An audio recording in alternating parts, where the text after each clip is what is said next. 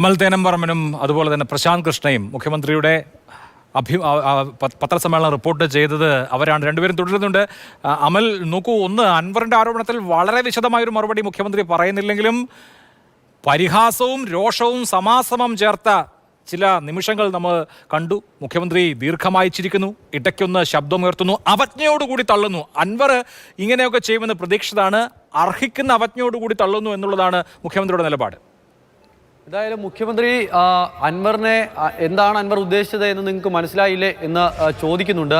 മുഖ്യമന്ത്രിക്ക് കുറച്ച് വൈകിയാണെങ്കിലും അത്തരത്തിലൊരു ബോധ്യം അൻവറിനെ പറ്റി വന്നു എന്നുള്ളതാണ് നമുക്ക് പറയാൻ പറ്റുന്നത്. നേരത്തെ ഒന്നും മുഖ്യമന്ത്രി ഇത്തരത്തിലായിരുന്നില്ല അൻവറിനെ പറ്റി പറഞ്ഞിരുന്നത്.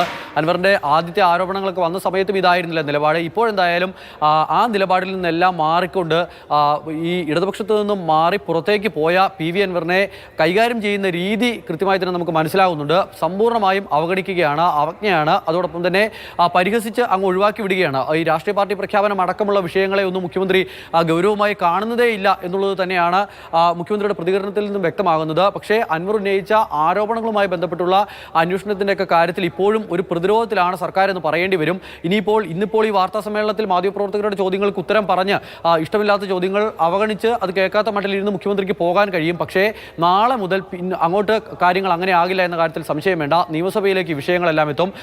മുഖ്യമന്ത്രിയോട് ചോദിക്കാനായി പ്രതിപക്ഷ അംഗങ്ങൾ ചോദിക്കാനായി വെച്ചിരുന്ന ചോദ്യങ്ങളുണ്ട്, നക്ഷത്രജനപ്പെട്ട ചോദ്യങ്ങൾ. മുഖ്യമന്ത്രി നേരിട്ട് മറുപടി പറയേണ്ട വിഷയങ്ങളായിരുന്നു.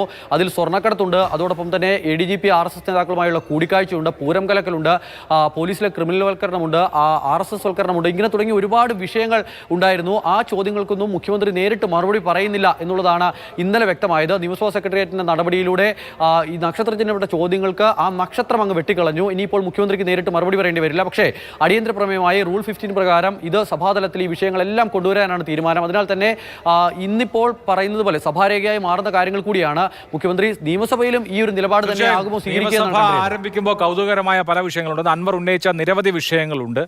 അതിൽ പ്രതിപക്ഷം അടിയന്തര പ്രമേയത്തിന് നോട്ടീസ് നൽകും. ഇപ്പോൾ സ്വാഭാവികമായും മുഖ്യമന്ത്രിക്ക് മറുപടി പറയേണ്ട വിഷയം, കാരണം പോലീസുമായി ബന്ധപ്പെട്ട വിഷയങ്ങളാണ് കൂടുതലും എന്നുള്ളത് കൊണ്ട് വരും. അപ്പോൾ അൻവർ എടുക്കുന്ന നിലപാട്, അദ്ദേഹം നിയമസഭയിൽ പ്രത്യേക ബ്ലോക്കായിട്ട് സ്വാഭാവികമായി ഇരിക്കാൻ അങ്ങനെ ഒരു റിക്വസ്റ്റ് നൽകിയിട്ടില്ല എന്ന് സ്പീക്കർ ഷംസീർ പറയുമ്പോഴും സ്വാഭാവികമായും LDFന്റെ പാർലമെന്ററി പാർട്ടിയിൽ അദ്ദേഹം ഉണ്ടാവില്ല. അങ്ങനെ കൗതുകകരമായ രാഷ്ട്രീയ പോര്, ഒപ്പം സംഘപരിവാർ അജണ്ട മുഖ്യമന്ത്രി നടപ്പാക്കുന്നു എന്നുള്ളതാണ് VD സതീശൻ അല്പസമയം മുമ്പ് പറഞ്ഞത്. അപ്പോൾ ഇതേക്കുറിച്ചുള്ള രൂക്ഷമായ വാദപ്രതിവാദങ്ങൾ, എനിക്ക് തോന്നുന്നു കേരള രാഷ്ട്രീയത്തിന്റെ ആ ഒരു തിളപ്പ് കൂടുകയാണ് വരുന്ന ദിവസങ്ങളിൽ എന്ന് പറയാം. നിയമസഭയിൽ ഇനി നേർക്കുന്ന ഏറ്റുമുട്ടൽ ഉണ്ടാകും. അൻവർ കൊളുത്തിയ തിരി അങ്ങ് പടർന്ന് കത്താൻ പോകുന്നതിന്റെ സാഹചര്യം.